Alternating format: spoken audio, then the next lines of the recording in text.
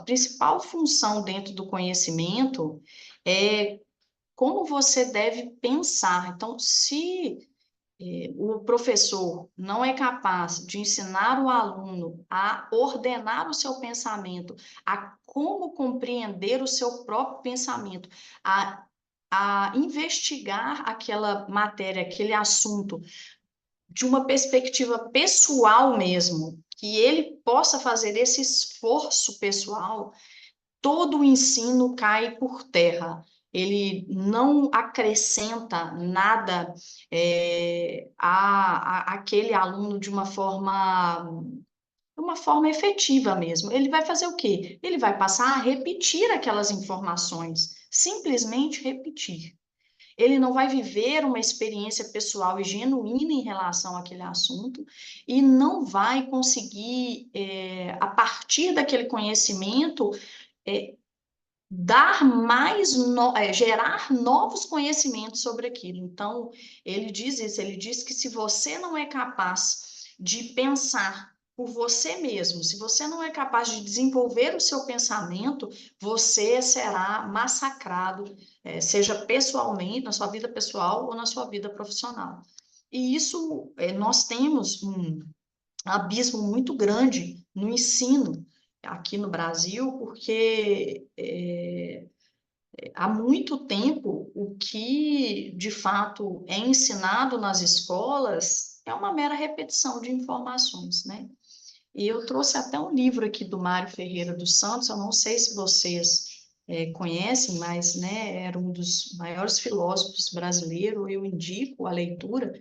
E ele tem uma passagem muito interessante que ele falou que ele foi fazer, quando ele iniciou os estudos dele em filosofia, ele tinha um professor alemão e esse professor adorava os brasileiros. Ele falava que os brasileiros eram os alunos mais inteligentes, que tinham sagacidade no raciocínio, profundas intuições, eram alunos alegres, inquietos, então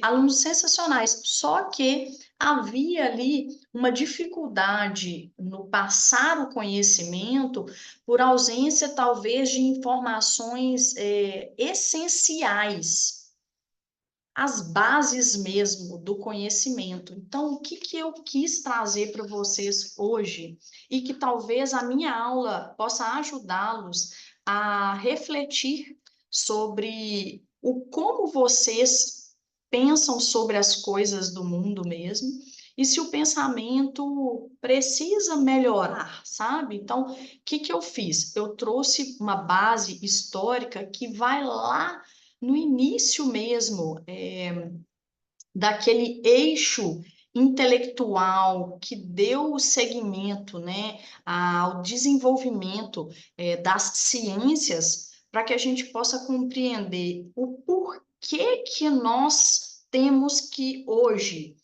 elaborar trabalhos sobre um método e somente por meio desse método este trabalho é considerado válido. Por que que nós chegamos a esse ponto, entende?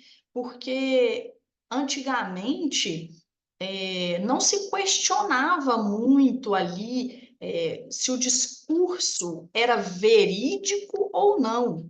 Muitas vezes o discurso ele era um discurso, né, verbal, sofisticado, pelos que eram chamados sofistas na época, e que eles objetivavam apenas o convencimento. Eles não se importavam se aquilo que eles estavam falando correspondia com a verdade. O objetivo era sempre o convencimento.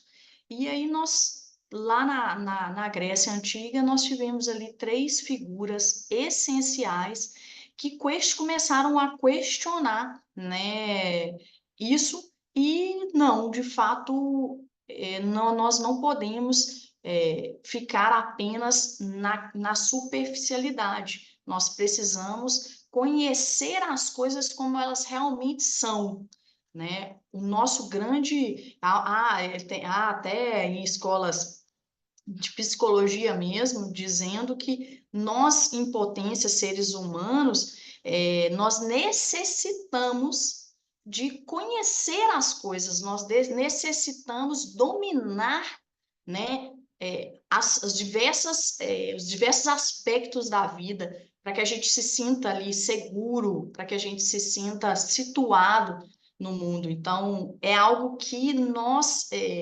estamos em constante busca. Então, estamos em constante busca do conhecimento. Mas qual é esse conhecimento, né?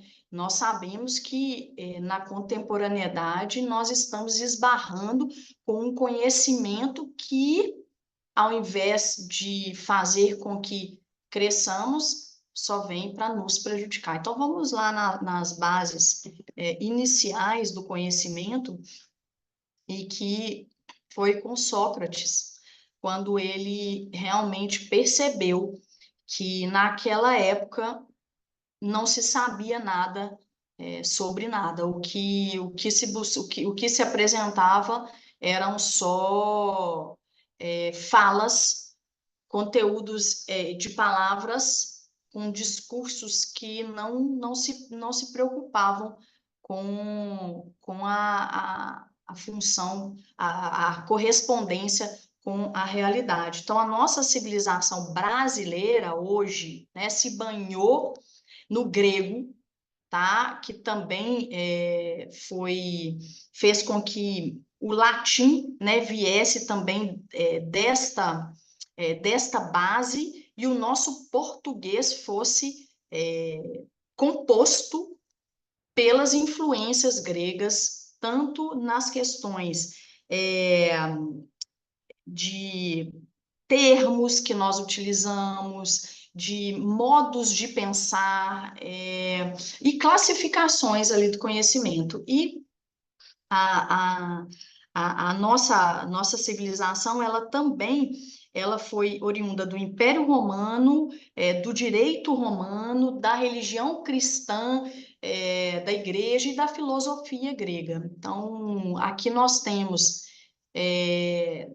né, o Brasil como uma decorrência aí de toda a cultura de Portugal, e que também se banhou no Império Romano, e que a nossa língua portuguesa foi aí uma mistura tanto do grego quanto do latim. Então, muitas das coisas que nós sabemos hoje, que nós traduzimos, né, hoje, veio desse pilar aqui da antiga civilização.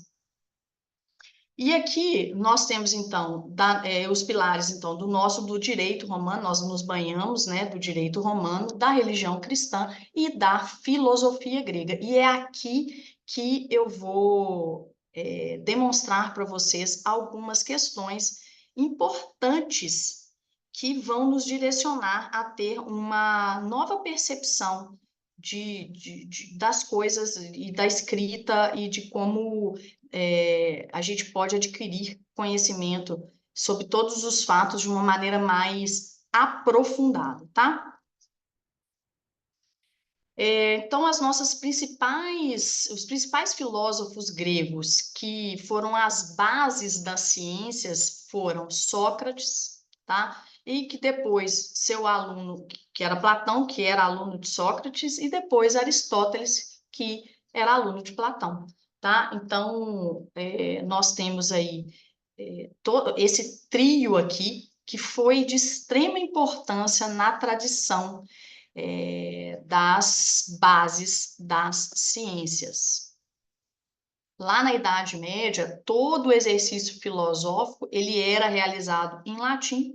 Latim, então, era tida como a língua comum e proporcionava o entendimento dos conceitos por todos, né? Quando a gente fala em comunicação, a palavra comunicação já implica em algo que é comum às pessoas. Então, a partir do momento em que a gente possui uma língua, e essa língua ela é de conhecimento do outro e também do meu conhecimento, e os conceitos que a gente utiliza são conceitos comuns, nós conseguimos nos comunicar, tá?